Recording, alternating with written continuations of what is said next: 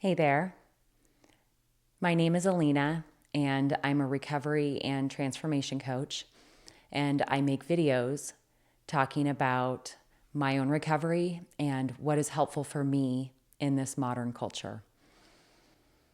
And I just thought I would talk briefly about meditation and how important I think meditation is for this moment. And I know that meditation is a topic that if you want to clear a room, you start talking about meditation. But I want to offer it in this very grounded way. It's a way to come home to yourself and to call your power back. And that is so important right now, is that we get real familiar with what is going on inside of us. What if the way that we change the world is by understanding ourselves first and then moving through the world in that way? Because what I have found from my own meditation practice, which has been developed over time, I started around 2020, but I really got real with it 3 years ago. And I don't think I would be sober today without meditation. And honestly, all of the ways that I have changed in very meaningful ways for myself and my family, I can draw a direct line right back to meditation.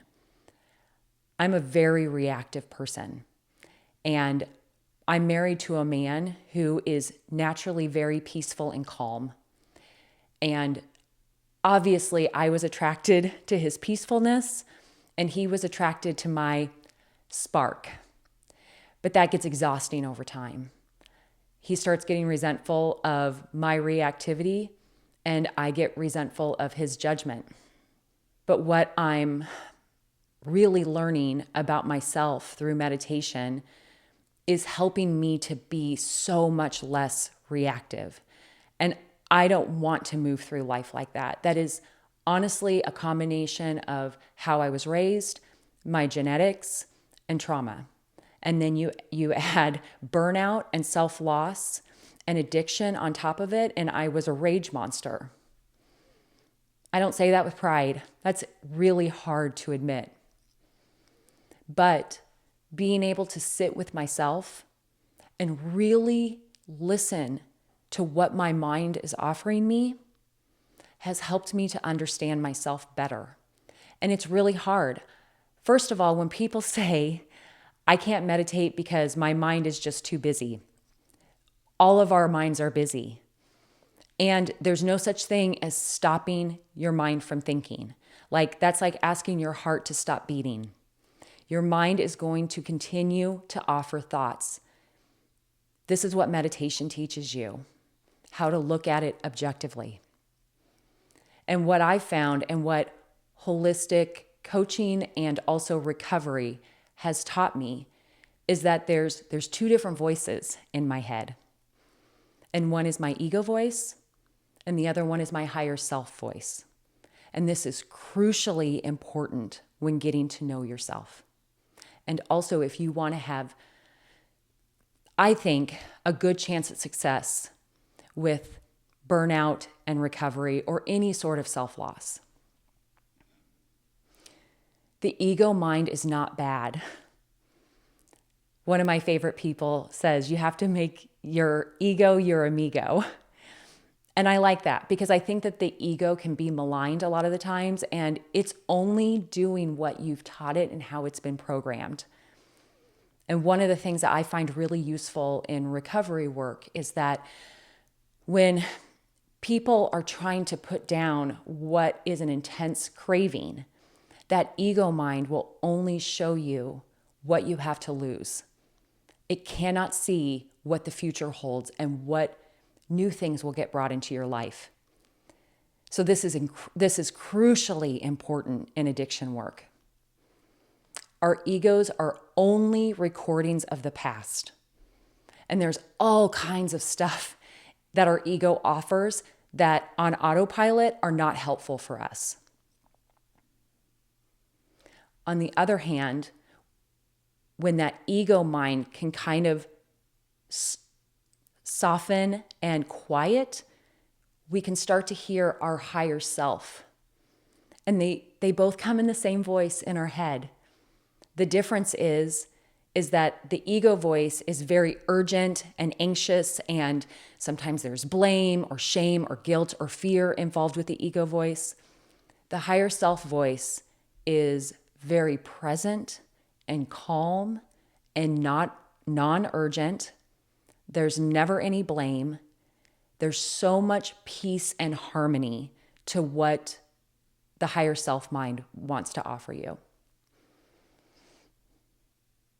This might be a really bad example, and this is not in any way describing the human beings, more their characters that they have on TV. So I don't know these people personally, but I use their caricatures to point them to ego versus higher self with myself and my clients.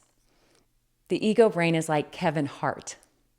And Kevin Hart is hilarious, but he's really intense and he's really chatty and he's sometimes up to no good in like a cute little playful way. That's why I don't, there's nothing evil about Kevin Hart, but that Kevin Hart voice can really get going and it can sound convincing. The higher self voice is Morgan Freeman. And we all know that Morgan Freeman character in movies. It's the voice of reason and it's calm. I think he's even played God in certain movies. If you start to look at what is coming up in your head, can you spot, oh, this is a little anxious, this is a little chatty, this is storytelling. Storytelling is a big thing that the ego does. The higher self does not storytell. It only deals with kind of what is and what is helpful or useful or loving.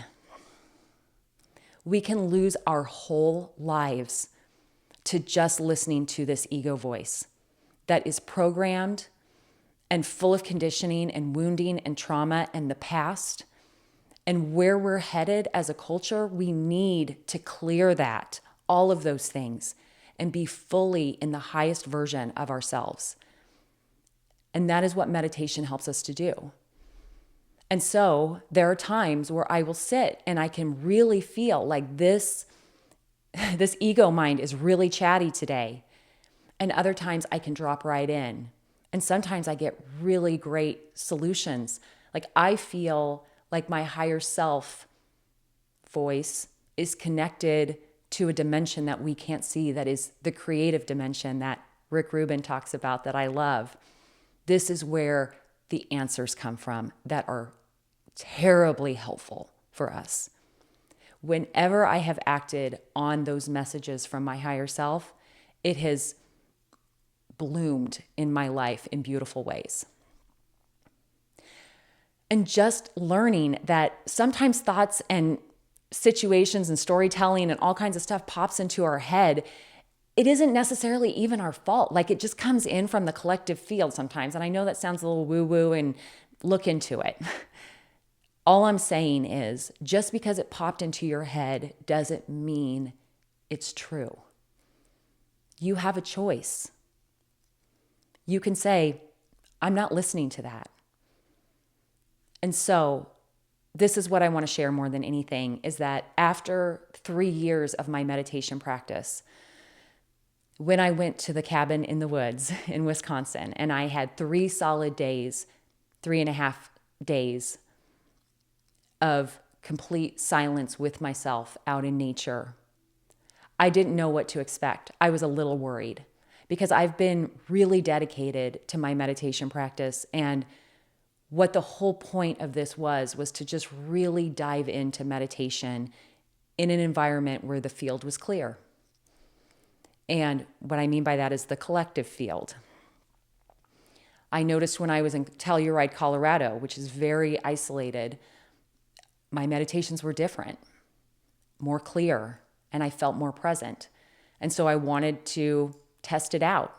And I went somewhere that was radically vacant.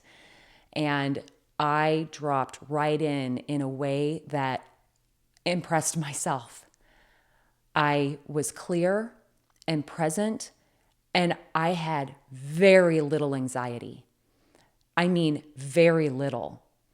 And I was able to just sit and meditate and look at nature and be with myself in a way that I never could have been 4 years ago.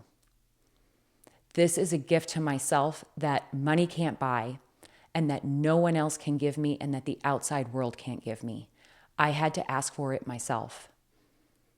And the only thing that I could think when I was there, beyond my own, reward of my meditation practice, of how I was able to be so present and clear with such beauty, was how the world would be so different if everyone could do this. And I'm not saying I'm perfect, by far not perfect. This is an isolated situation where I was a controlled environment where all I had to take care of was myself.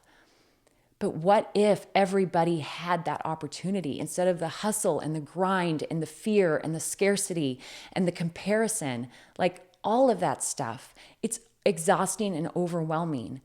But being able to be present with inside of yourself gives you refuge that the world will never give you.